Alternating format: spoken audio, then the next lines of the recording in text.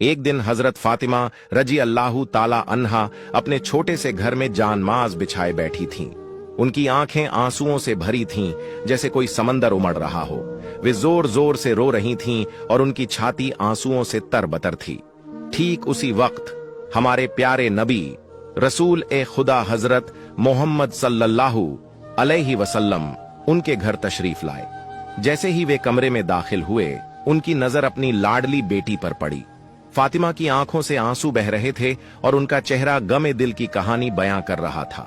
नबी का दिल पसीज गया। उन्होंने प्यार भरी आवाज में पुकारा, ऐ मेरी जिगर के टुकड़े, ऐ फातिमा, मेरी प्यारी बेटी, तुम अपनी जान माज का कोना उठाकर देखो। हजरत फातिमा रजी अल्लाह ताला अन्हा ने कांपते हाथों से जानमाज का कोना उठाया और फिर वे हैरान रह गईं। वहां जानमाज के नीचे पिघला हुआ सोना बह रहा था, चमकता हुआ, जैसे आसमान से कोई खजाना उतर आया हो। उनकी आंखें फटी की फटी रह गईं। उन्होंने हैरत और ताज्जुब से कहा, अब्बा जान, ये क्या है? ये तो पिघला हुआ सोना है। नबी सल्लल्लाहु अलैहि वसल्लम ने मुस्कुराते हुए अपने दिल की गहराइयों से फरमाया, बेटी, ये सोना तुम्हारे लिए है।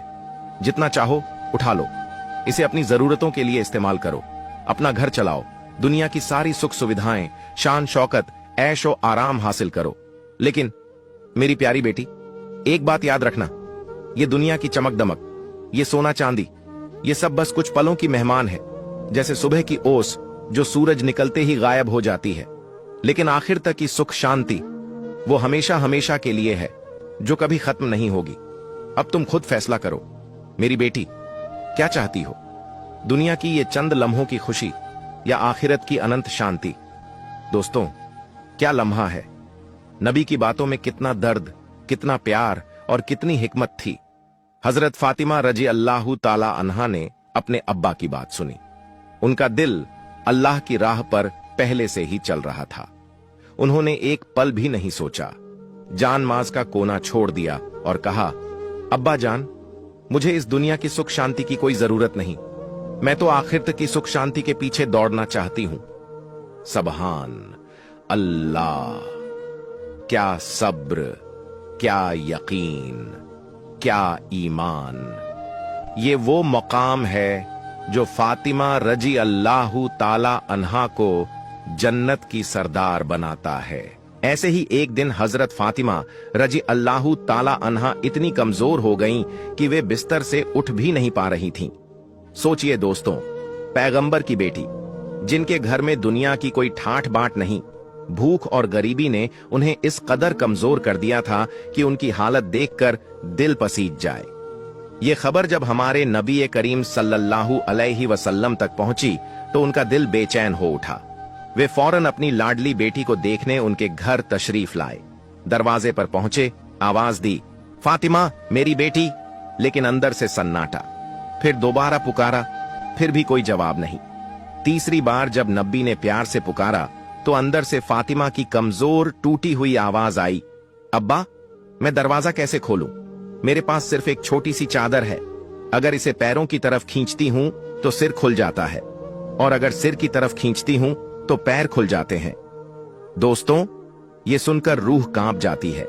ये वो गरीबी का मंजर है जो आज की दुनिया में शायद ही कोई समझ सके। नबी सल्लल्लाहु अलैहि वसल्लम का दिल पसीज गया। उन्होंने फौरन अपना रूमाल निकाला और दरवाजे की दरार से अंदर फेंक दिया। फरमाया, बेटी, मेरा रूमाल सिर पर रख लो और दरवाजा खोलो। हजरत फातिमा रजी अल्लाह ताला अन्हा ने वैसा ही किया। उन्होंने रूमाल सिर पर रखा, कांपते कदमों से दरवाजा खोला। नबी अंदर गए तो देखा उनकी बेटी का चेहरा मुरझाया हुआ था, जैसे कोई फूल बिना पानी के सूख गया हो। उनकी आंखें थकान और भूख से खामोश थीं। नबी ने प्यार से पूछा, बेटी, तुम्हें क्या बीमारी हो गई? ये क्या हाल है तुम्हारा? फातिमा ने टूटी आवाज में जवाब दिया, अब्बा, कई दिनों से भूखी हूं। भूख और सिर दर्द ने मुझे इतना कमजोर कर दिया कि मैं हिल भी नहीं पा रही। ये सुनकर नबी सल्लल्लाहु अलैहि वसल्लम का दिल और पसीज गया। उन्होंने फरमाया, बेटी, मैं भी 3 दिनों से उपवास कर रहा हूं। अल्लाह के नजदीक मैं तुमसे भी ज्यादा प्रिय हूं। अगर मैं चाहता तो अल्लाह मुझे दुनिया का सबसे बेहतरीन खाना खिलाता, लेकिन मैंने दुनिया की चमक दमक को छोड़कर आखिरत को